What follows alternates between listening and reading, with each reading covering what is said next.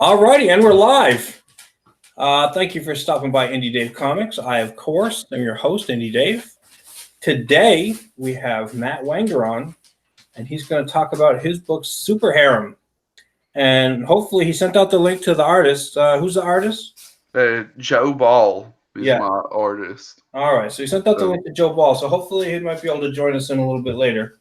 Yeah, Joe's a busy guy, so I don't know what he's doing at any given time. You cracking the whip on him on this comic? Yeah, he's getting a lot of work done. He's really good at getting that. Good. You got to make sure, you just kind of, with them artists, you got to just feed them, throw some meat in the cage, and keep them working. You can't let them have too much free time. Otherwise, they'll start doing other stuff. He knows that if he wants his money, he's got to do the work. All right. And the work we're doing, let me do the screen share. The work he's doing for you, anyway, is Super Harem, which is what we are here to discuss today. All right. You got that on your screen? I'm seeing it. All right. So let's talk a little bit. Tell us about Super Harem. So, Super Harem, it's like a sexy comedy like they would have made in the 90s, like before things went crazy, You can't hardly make jokes anymore, but it would be like something about Mary or Road Trip or American Pie, that kind of stuff that a lot of us grew up with. And it's about a guy named Tim. He's just this average, everyday guy, but he has a superpower that any woman he has sex with gets superhuman abilities. They're endowed with these amazing powers. Now, is that something he was born with, or is that something that we find out in the comic? Well, he was a subject of an occult ritual that gave him that. So the downside of these powers is that they actually come from the realm of darkness, which is like a pseudo-scientific version of hell. And sometimes giant monsters come through too. So that's where what we're seeing here on the screen, that giant squid, that's where it came from. All right, that one right there. Yeah. The main girl in this story, Journey, she fights that giant squid early on, so we're seeing her kind of staring it down right here. That's pretty cool. Let's see, there's more artwork. We'll get to the artwork real quick. There's a lot of really cool superhero action. They take on like this superhero identity called the Valkyrie, and they fight these monsters. And Joe's really good at drawing these fight scenes. So that's what we've got up right here. Is that a lot of the scene where she fights the squid. That's pretty cool. I like the whole idea, and obviously it's probably a little controversial. The word I'd use. That was the plan, really. I wanted to make something that would drive SJWs so insane that they would just put it everywhere, and it's like free advertising. And it's really worked out for me because they keep people talking about it like all day, every day. People are on Twitter talking about Super Harem. Now, you got them like in your DMs telling you to knock this shit off?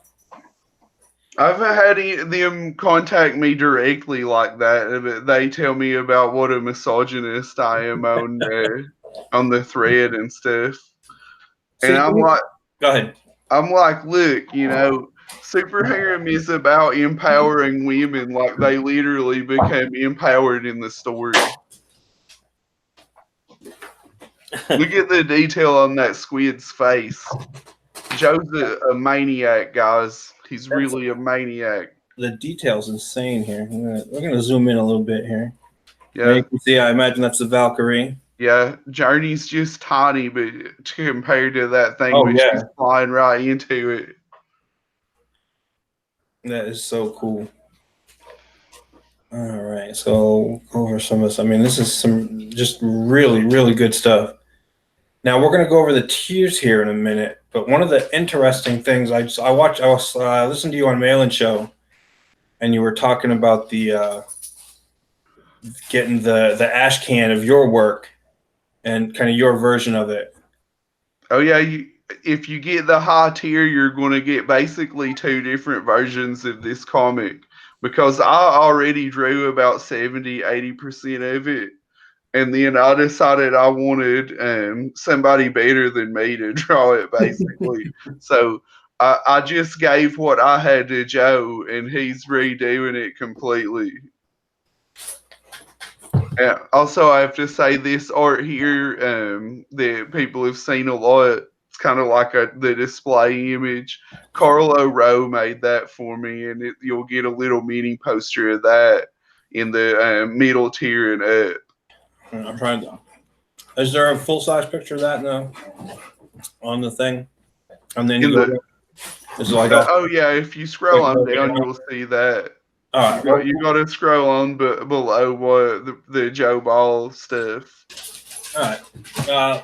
We'll get to that in a minute here. So your goal is 7,500. Yeah, we're trekking along. We've we're starting our second week today, and we've already made 2,600. So I mean, we're doing really well. I'm very happy with how the response that we've received. People love this comic. Well, it's cool. We got you're at 34%. I got my dogs doing MMA here in the background. I don't know if you can hear them. I'm not bothered. I'm just trying to keep them from making too much noise. All right, so you got adding 35. It's adding a little spice. Yeah. So you're at 34%, $7,500. Let's see, 22 days left. It looks like you're on track for that. Yeah, look, we keep this pace, we'll hit our goal in 3 weeks. Well, that's cool. And then once you get that, you're going to leave it open, I imagine, for in demand. Yeah, I'll keep it in demand until we're ready to print. That's what a lot of people do, and I think that's the best way to keep things going. All right. Let's see. We'll go over the tiers here. $8. That gives you your digital harem. Imagine it's a digital version.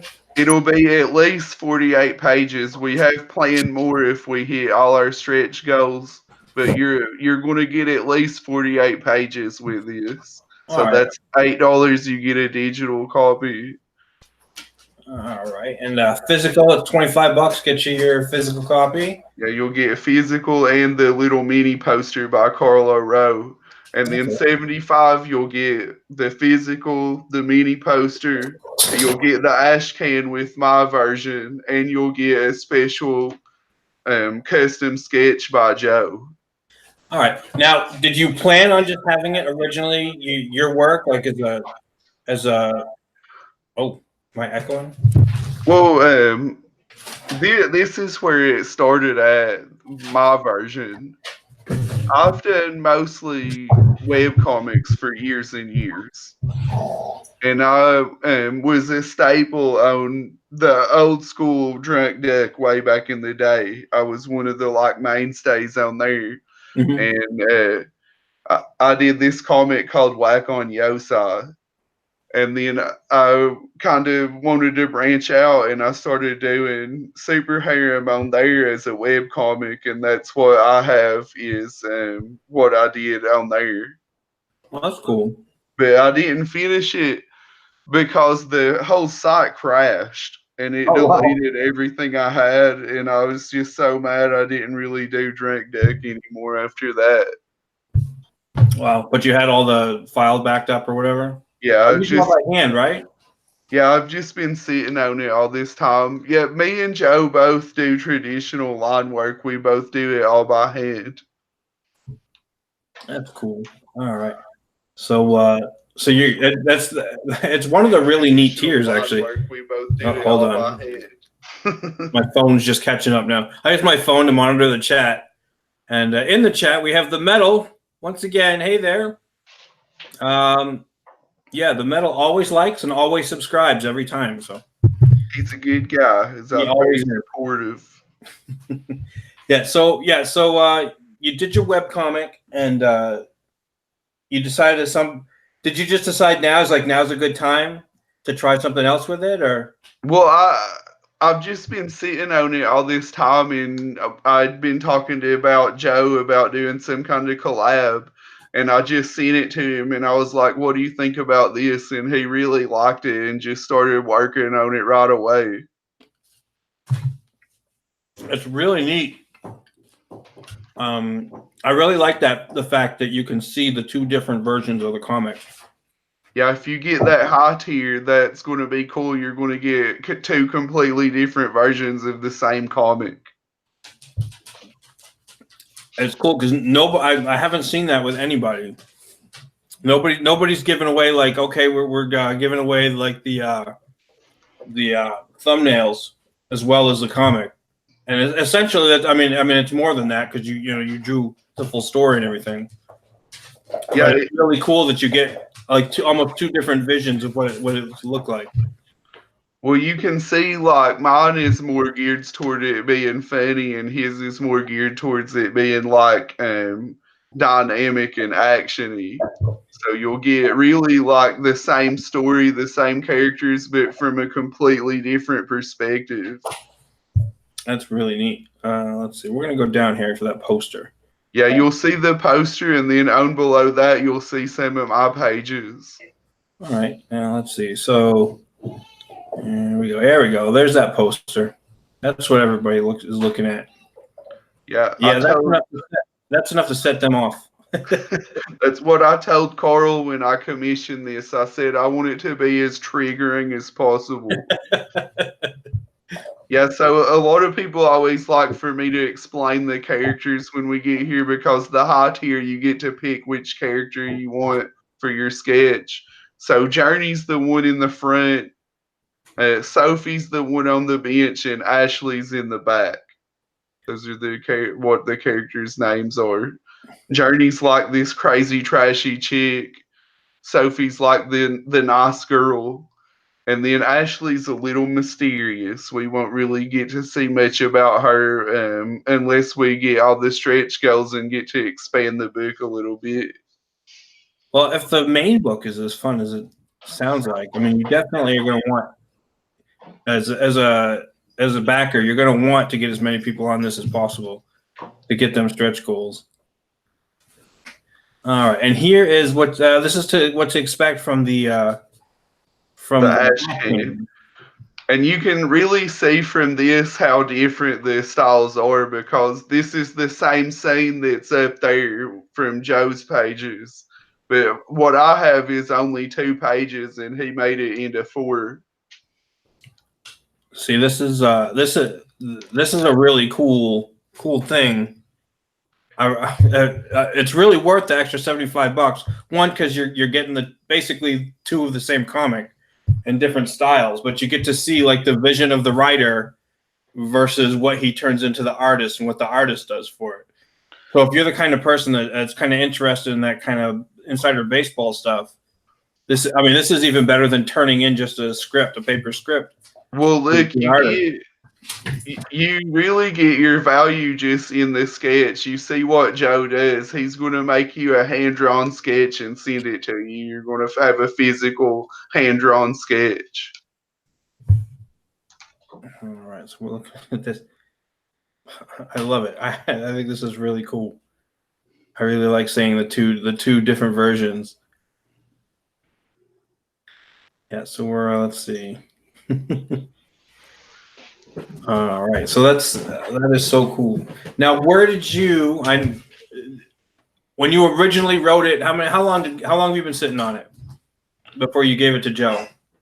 I've probably had those pages for like 10 years. I mean, it's seriously been about a decade since I was on Drink Deck. So, when was your original idea? Because 10 years ago, I mean, it wasn't like it is now. At least not nearly as bad. No, look, the idea was it still to try to trigger people, or no, about 10 years ago, nobody would have cared about this because they were making movies this sexy. It was a completely different environment.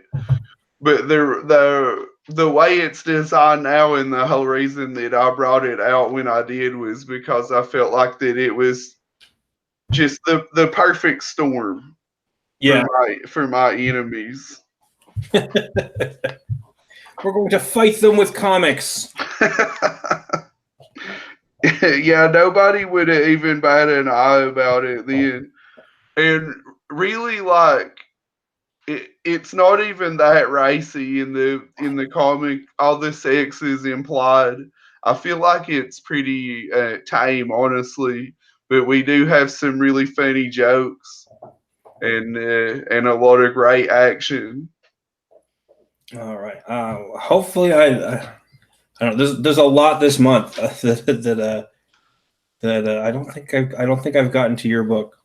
Yeah, There's a lot. I know there's a lot of good stuff that came out this month, and this is definitely one of the top books this month to check out on Indiegogo. hey, there's a lot of good competition, and it's going to get more crowded as time goes on But the because quality this is going to thing go is up just too. yeah, it's getting bigger and bigger every day. Yeah. So the cool. I mean, not to say this is bad quality. The art on this is really good. Joe Ball's been really good on this. It's just once you get the competition in, then the quality is going to start going way up. You say more and more books, but I think a lot of people are going to hold off if they don't feel like they're quite ready for prime time art wise before they start putting in books because they're going to start seeing the real competition and what's really going to start selling. Yeah, well, I mean, that's what building a brand and getting practice. I can tell you because you hear what I'm saying. I did web comics for over 10 years. Mm-hmm. So I've got a lot of experience making comics. And that's what I would recommend to anybody that wants to get into this kind of stuff is to start doing web comics because it's free and the standards are not high. Like you can be any level of skill and get noticed in web comics and get a nice audience.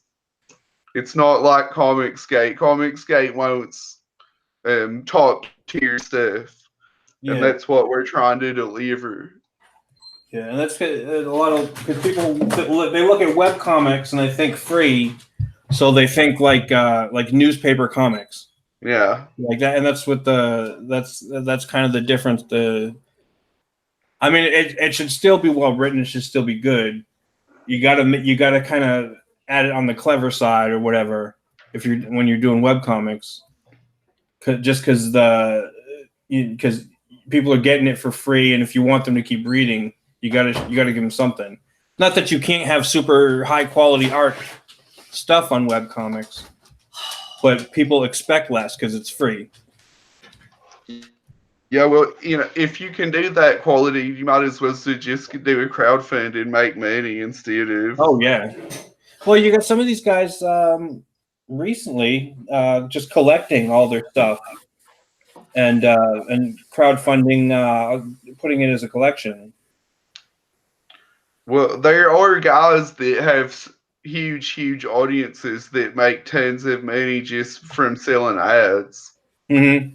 But to get to that level, like you really need to catch lightning in a bottle. There's just something weird about the internet is sometimes somebody just hits at the right time and they've got the right idea and they're in the right community and it's like bam, they go viral forever.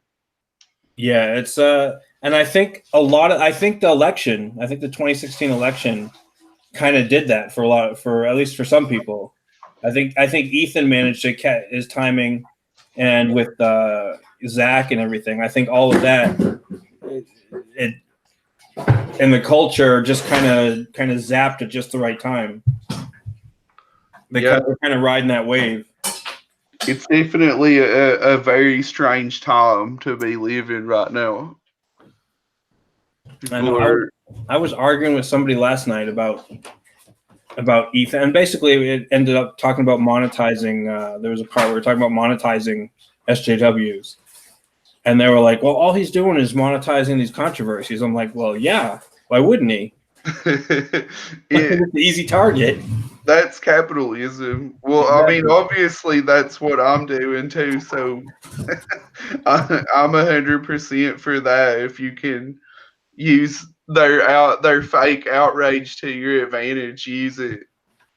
And it's funny how they complain about it, but since it's so obvious, I mean, especially your book. I mean, I'm sure I can't wait. Hopefully, I'll be able to back it this month. Hopefully, if I get the money this month, I'll be able to add it in. But I mean, it looks really good. I love the premise. It's funny. It just the first time I heard about it, I'm like, you know what? He was drinking some beers with some buddies, and that's how he came up with that. It is a silly thing. I think that what really makes it successful is that it's a really fun premise, but it's also really simple. So you can explain the whole comic with one sentence. Like people know everything that they need to know. You just say this guy, he has a power. Any woman he has sex with gets superpowers, and like right away, you pretty much know if you're going to like it or not. Because you hear that and you either think that's funny or you think it's stupid. Or both. Yeah. Yeah. Something dumb can be funny. I'll tell you what drives me nuts is whenever people watch movies like Mel Brooks or Monty Python, which are like the whole point of it is that it's stupid, and then they go, "This is stupid." Like, yeah, I know. I can't tell But you how many girlfriends have done that to me. But it's funny because it's like, all right, if you get the premise and you're like, yeah, you're on board right off the bat, then anything extra, lore or story, any of that, that's all bonus. Yeah, we actually have a pretty good, deep lore for this world too. So if the people like the comic, there's a bigger world that we can work with and explore. All right, let's see. The Metal says he wants to do that as well when he eventually gets a better artist to work with. Let's see. Metal said when it triggers something, well, it triggered something, but I'll keep that wrapped up. Let's see. The Geekery Barn says, yo, yo, yo. Let's see. Yo, Already on it for over a year now, paying his dues. And Geekery Barn says, now, is that like the traditional harem or like an anime harem? yeah, the title is kind of a spoof of the anime concept of a harem, and then the three main characters, Tim and Journey and Sophie, they're really at their base based on Tenchi Muyo. So like Tim is Tenchi and Journey is Ryoko and Sophie is Aika. So if you used to watch Tenchi Muyo back in the day, you know what I'm talking about. I was never. I'm just starting to get into anime Yeah. recently. Yeah, you don't need to know anything about this stuff to enjoy the book. It's just a silly little nerdy like backstory thing. Well, the Metal gets it because he says he loves Tenchi. Yeah. I was a huge fan of that show whenever it was on Toonami and stuff. Uh, all right. So you've been doing web comics. How long have you been doing comics total? Writing comics? Pretty much been making comics my entire life. Like my earliest memories, I can't remember a time that I didn't make comics. And me and my buddy Keith, when we were teenagers, that's about all we would do is we would either be reading comics or drawing comics. So we were the character that I do now is a webcomic, Aldrake, which is my icon here. We created that together. So I kind of wish Keith was in this stuff with me, but he's like moved on from that stuff at this point. But I'm keeping the torch going. See, I'm always like on the fence because I used to. I mean, I was never all that great, but I used to draw a lot when I was in high school and before, and then and I was super into comics. And then right after high school, I really had to spend my money elsewhere to actually do responsible stuff. So I kind of got out of it, and I always kind of half regret because I hear all kinds. I see like Ethan, and I'm like I'm a few months younger than him, so I'm like, man, if I had kept at it, although he was at 18, he was a lot better. He was ready for prime time. But I was like, if I had kept at it, I might be up to Ethan's level by now. And then I think back and I look at some of these other artists and what they're doing. I'm like, man, I might also be living in an apartment with 20 other people eating cat food. Well, look, I mean, you can be John Layman and you can be eating ramen noodles right now, but that's a choice. You look at what actually sells and make money, and He's the he's successful though because he has the respect of his peers, yeah, and that's what's paying for his ramen noodles. yeah, that you can't buy food with that. You can't put a roof over your head. But there are customers in comics, and they'll tell you what they want, and if you give them what they want, they will give you money. You can make money doing this. And you can, I mean, we got all these guys that they're on their first comic. You got Vestige, you got the Umbrella Guys stuff. They're making bank, dude. They've never made a comic before. Yeah, and it's because their focus is quality, it's customers, and it's making money. I mean, I can't stress enough for these people coming up and they're artists, and if you're not making any money, you can't successfully continue to do what it is you want to do.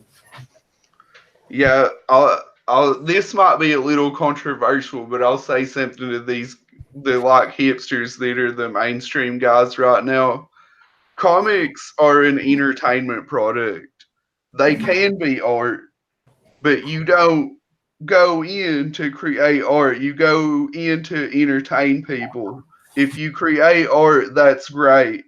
And then people are going to remember that and they're going to cherish it forever. But the main goal when you're making a comic is to entertain people, and you're not doing that. You're trying to make art, and when you go in trying to make it, you're always going to fail. You're always going to make some pretentious crap that nobody likes but you.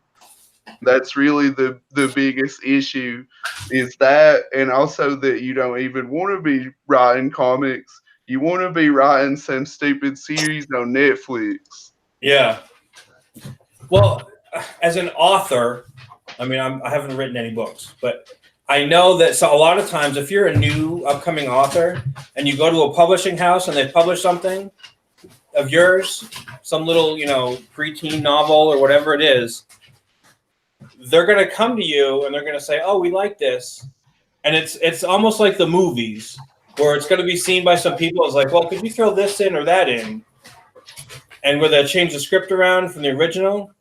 But there's something they call writing to the market, where they say, "Oh, well, this particular subject is popular right now. Can you write us a book about this subject?" And that's because publishers want to make money. And I don't know this whole idea about like, well, we're just going to hire these people because the color of their skin or what sex they think they are today. That doesn't make any sense to me, and I don't see how they do it and get away with it unless they're just being held up by the bigger corporate money, the Warner Disney's. I think that they really think that that's what people want because they live in these echo chambers and they're just like, well, yeah, diversity is what is selling right now, and people want representation and all this stuff. And you can even see like all these people they live in these echo chambers and they got their cognitive dissonance, and no matter how many times they're proven wrong, like they find a way to justify it. Like I really think that most of them really believe this stuff. They really believe in what they're doing, and they even really believe that we're these Nazis trying to like stop progress, and they're just living in this weird created world of mass hysteria. Yeah, it's where they think outrage sells, as opposed. I mean, controversy can sell, but outrage doesn't sell because if you're out, a lot of people when you're outraged about something, the outside world looks at it. Well, what are they outraged about? Because they're making a lot of noise, and then they look at it and they say, "Oh, it's bullshit," and then they walk away. Well, you can help. use the outrage to sell if you're on the other side of it. Yeah, you got to make sure you're on the other side of it. You gotta if Clearly, you're you're getting the right attention, as far as I'm uh, concerned. if you're the one that is actually living in the real world and not Trump derangement syndrome bubble, and you can like navigate that sea. This is what I tell people. It's like the SJW outrage. It's like an ocean. And a lot of people are trying to fight against the current, but you can just lay back and let it carry you if you do it right. Just relax. Just ride the wave in. Yeah. Oh man. So I haven't done one little bitty sketch today. Let's see. So today I'm doing learning to draw. I've been trying to teach myself to draw from books. I want to see what you got. Well, I got this one, Dynamic Anatomy, which was recommended to me by my good artist friend ZZombie13, Paul Dozier. Check him out on Twitter. Oh, Paul's a good guy. I know Paul. Yeah. Last time I was on your show, he was here. Oh, was he? All right. Yeah, So. I can almost never get him on. I know he's got some like personal issues and stuff he's dealing with. So, and we're I think a couple hours apart, so it's kind of hard to get him on, but I try when I can. Yeah, I guess me and you were both EST, right? Yeah. He's in Texas, so I'm. Oh, good Lord, dog, shut up. The dog has something that he wants to say about Super Harem, I think. Probably. She's I imagine. I tried to raise him right, so she's probably not too upset about it. All right, so I had this book. I'm working on. I'm like I should like have a lesson plan for myself, but I just kind of draw around. I'm like, all right, I'll do stick figures today, doing poses, and then I did eyes one day, and then I did basic head another day. So we're gonna see about doing arms today. Well, look, that practice is all that matters. As long as you're practicing, you're getting there. Yeah, and I'm not sure if I'm probably gonna have to at least at some point do a semi-realistic style, and then if I want to do cartoony, work my way to the cartoony. Well, you want to learn the fundamentals before you develop an original style. So that's where I went wrong. So I kind of went the wrong way around, and I had to eventually learn to draw pretty much all over again because my anatomy was such shit.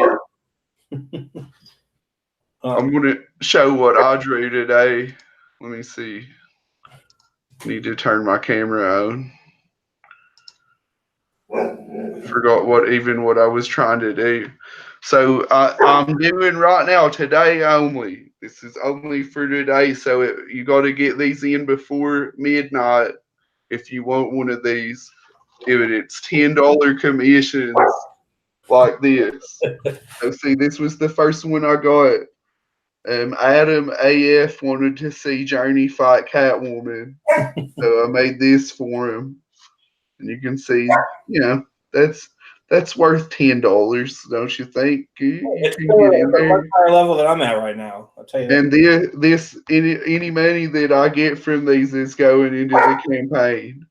So if you can't afford to back at $25 or more, you could get a cool custom sketch and help out. That's cool.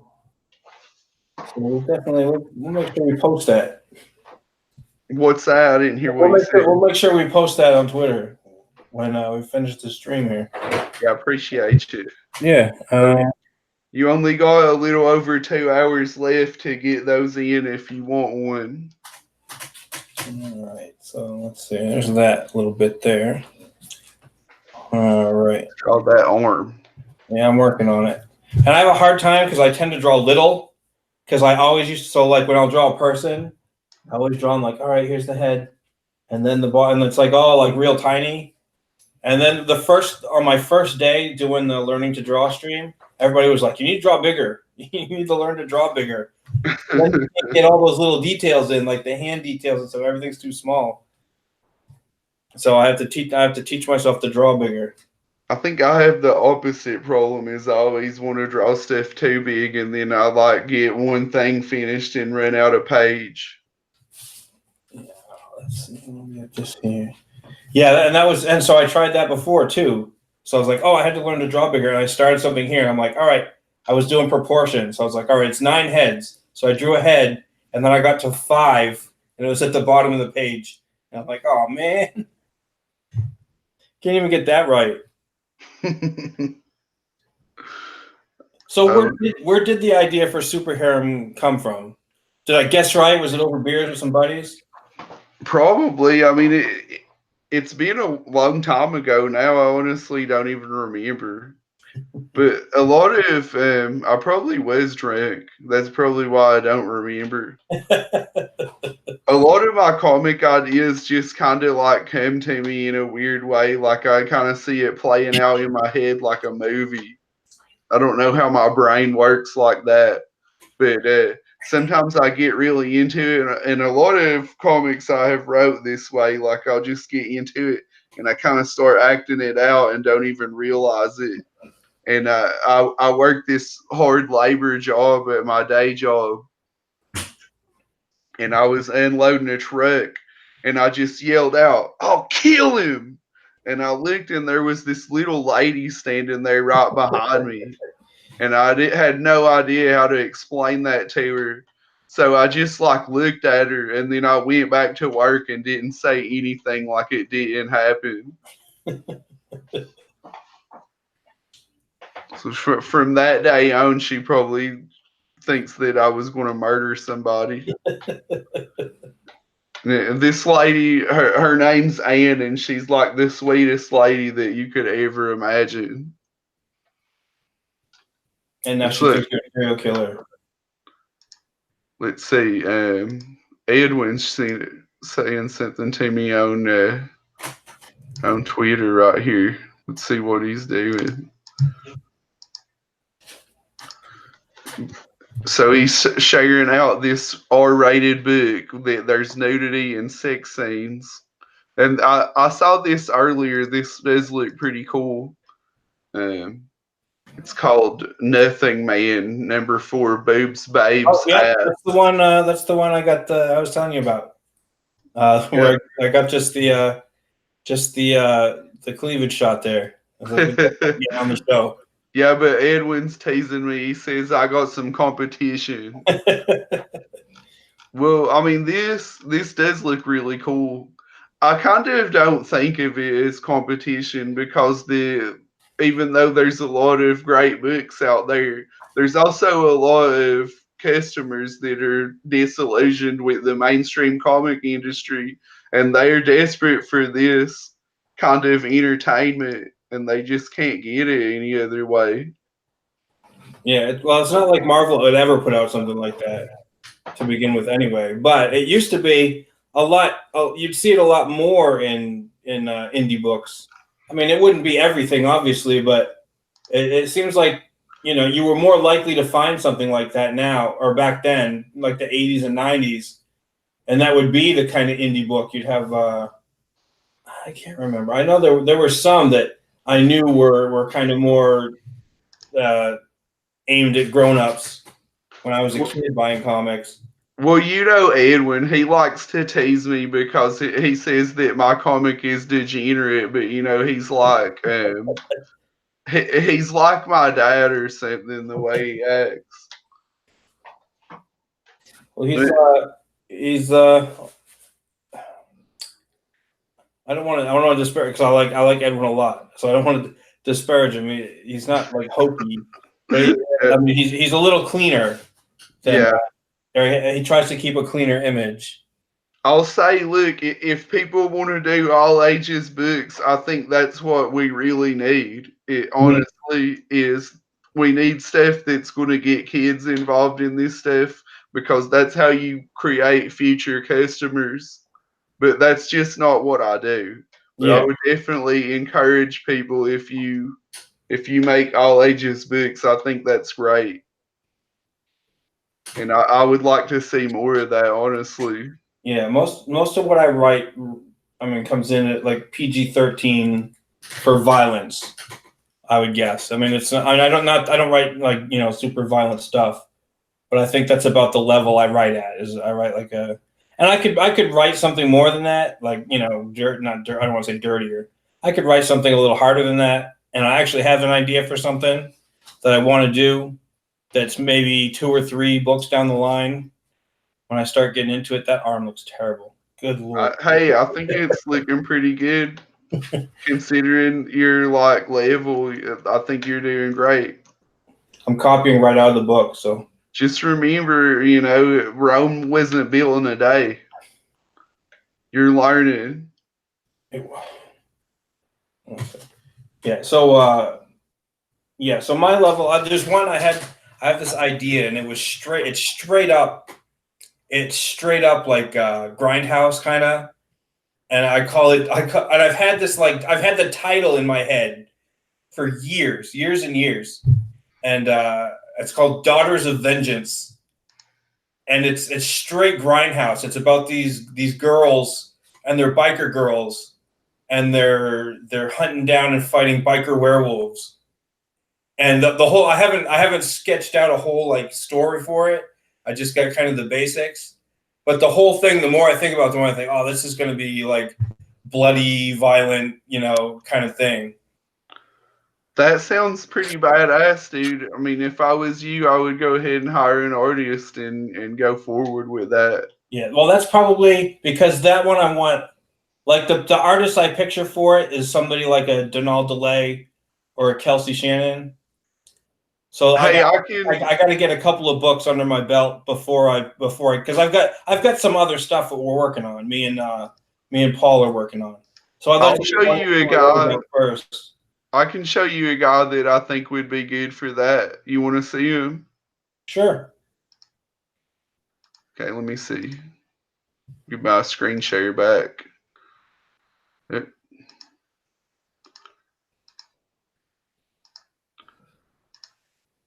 All right, so this guy just followed me on Twitter the other day. He goes by PK Artworks, and I'll show you. This is what he does. It's pretty good. He did like this cool Batman story to show off. Let's look at this panel down here. That's pretty sweet.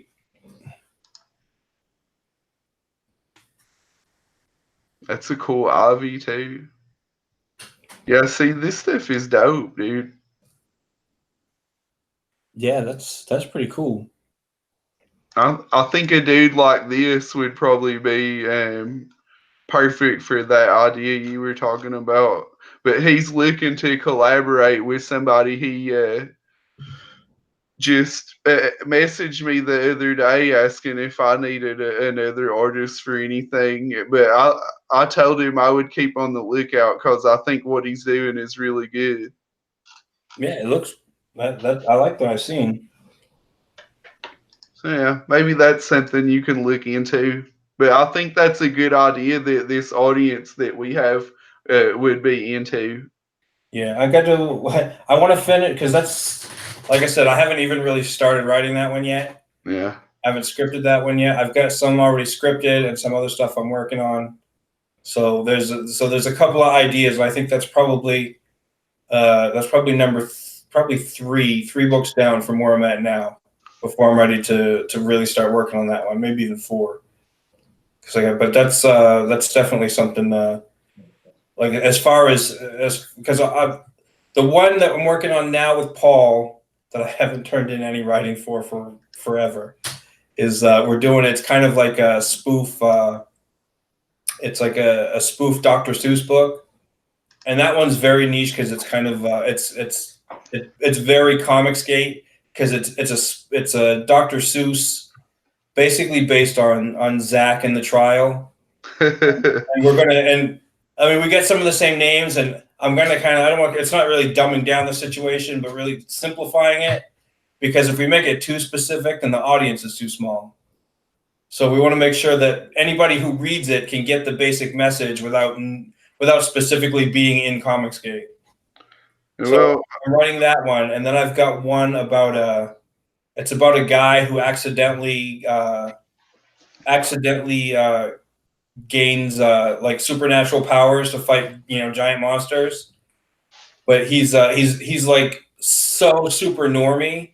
Like he hasn't. I mean, he doesn't know anything about Lord of the Rings or tabletop games, and that's the kind of stuff he's dealing with is orcs and elves and stuff. And he's like New York sewer worker, beers on the weekend and football.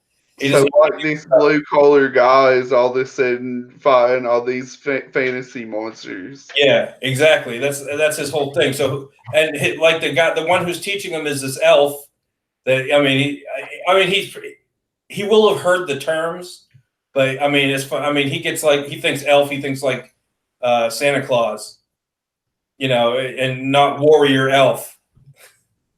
So I mean, so he has to kind of get his head around all this other stuff, and then I have my one kind of superhero-y one. And then, like I said, I've got a few in the oven that I just got to wait till I finish one before I can go on to the next one. Because I don't want to have a whole bunch of stuff started and then be that guy. And all this stuff is in the oven, and nothing's getting done.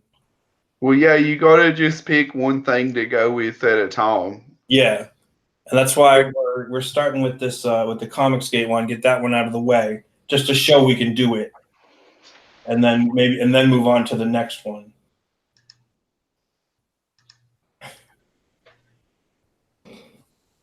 So let's see. So tell us about Aldrake. Well, I think the story you were describing, the blue collar guy in the fantasy world, Mm-hmm. I think that if you got that off and running, that him and Aldrake should definitely have a crossover because they would mesh really well. Aldrake is he's just like a regular dumb redneck.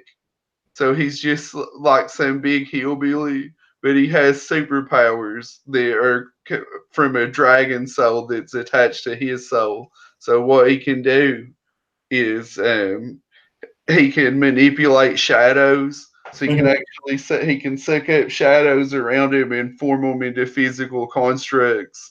And also the armor that he wears is a manifestation of the dragon inside of him. So his armor is like kind of alive, but not in like Venom or Spawn or something. It can't really move around, but it can like heal itself. Okay. So if he takes a big hit and his armor breaks, it would just form back. Yeah, my guy. Let's see. His whole deal was he was either I don't know what he's going to be. He's a New Yorker. I know that. I want him to be straight and like Mister. Hey yo, kind of New Yorker type guy.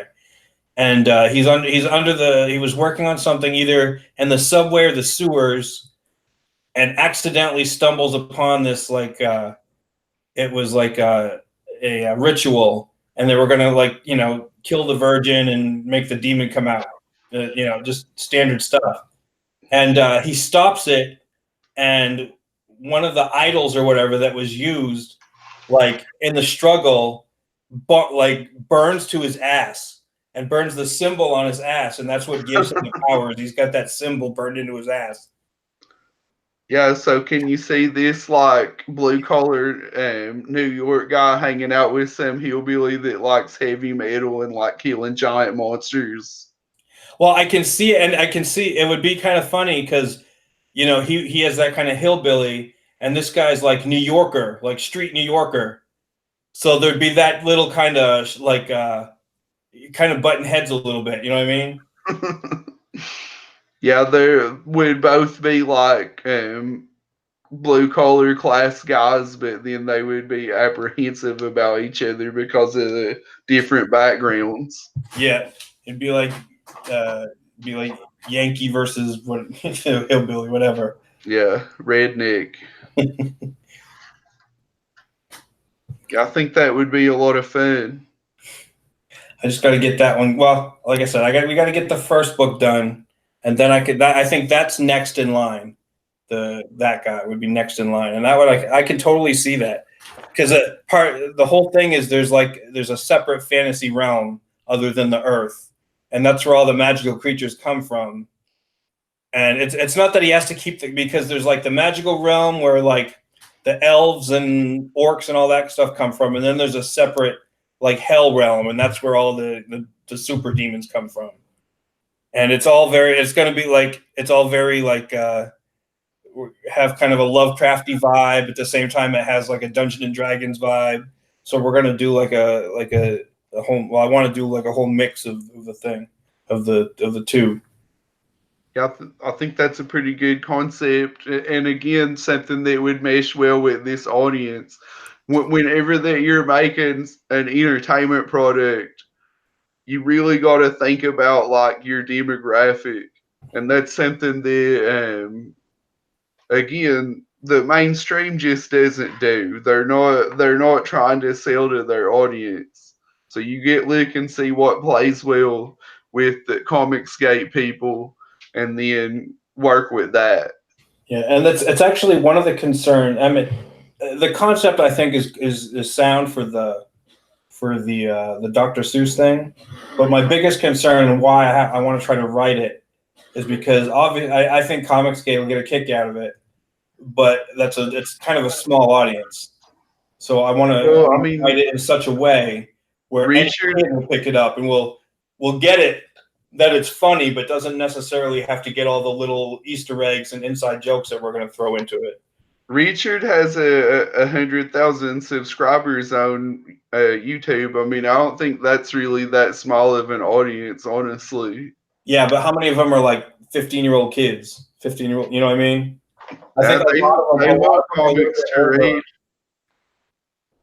I'm not saying he doesn't have kids that follow him, but the audience that because since it's like a Dr. Seussy thing, the audience would probably I can see if they were on a newsstand, like some mom might pick it up for her little one, thinking, oh, this is safe for a little one. So obviously you don't want to put too much Yeah.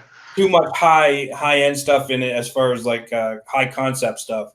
You just have to sell it right. Like you're saying, it would be a lot of inside jokes that this audience would like. I think it can be successful if you just sold it right because people enjoy that. Because look at what Tim Lim does. He puts all kinds of inside jokes in his comics a lot of times. And I know a couple of guys that do that. There's some pretty funny inside jokes in One Pool. Oh yeah, I like the Shinobi Sasquatch that's coming out. There's some insider kind of stuff there with some of the names and some other stuff. I was talking to them the other day, and a lot of them do it, and like almost everybody's got a what's his name, a Cecil in there. So you can always throw those things in to get the people to kind of the people in the know can get that little extra out of it, but you also have to make sure that everybody else can enjoy the book as well. Yeah, I'm starting to feel like I need to get a Cecil into my book somewhere just because it's a tradition at this point. Yeah, I could probably I think in the werewolf book I could definitely sneak him in, and in the really he's a pretty easy one I think to sneak into in the background of a lot anything cartoony especially. And the whole point we had this whole thing. Me and Paul were going to do a comic strip, and it was going to be all of it was going to be basically making fun of the Comicsgate characters and stuff, and some of the other people on Twitter and that kind of stuff. And it was they were going to be cops. It was about these two cops in a city full of superheroes, and it was all like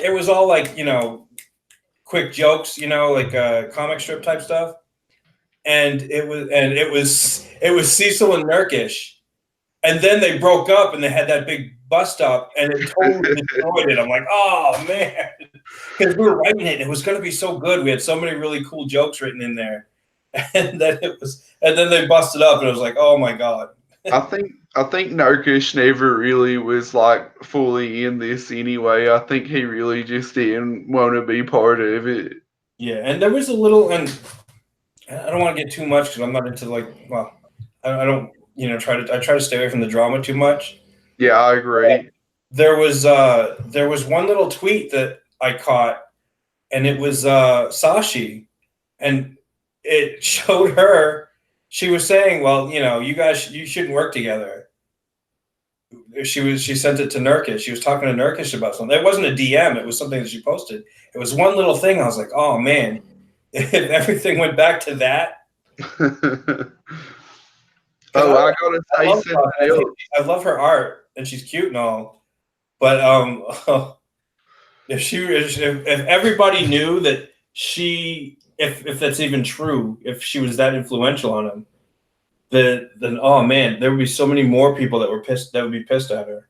Well, look, I stay out of the drama and I don't like to talk about people, but I definitely am not a fan of Sashi. I don't think I've seen her do some stuff that I think is really shady, but I'm going to leave it there. But I do want to say that if you think Aldrake is funny, I almost forgot about this, and you want to know about his origin story. It's available for free digital download right now on Indie Planet.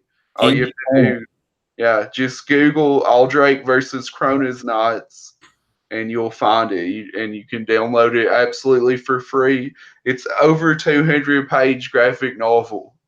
Oh wow. Yeah, and it's some of my best work. It's very funny. It's got a lot of fun action in it. That's cool. Yeah. So, would you say Indie Planet? Yeah, indieplanet.com. If you search Aldrake, you'll find all my stuff. Or I think you could just search my name.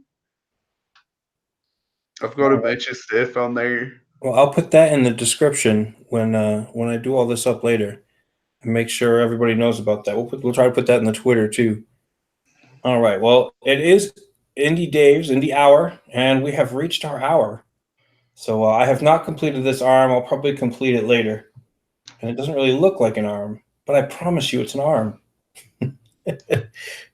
So thanks for coming on, Wenger. We really love having you on, and the comic looks great. Everybody, check out Super Harem.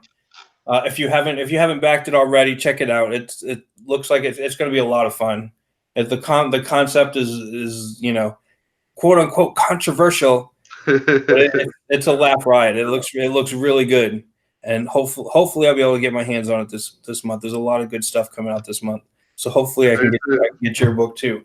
There's a lot of good competition for your dollar, and we're doing really well. If you don't have the money to back everybody, and you want Shinobi Sasquatch or you want Monster MD, like I don't follow you at all. We're going to get where we need to be. We've been doing great. All right, but we still want everybody to look at least go check it out, guys.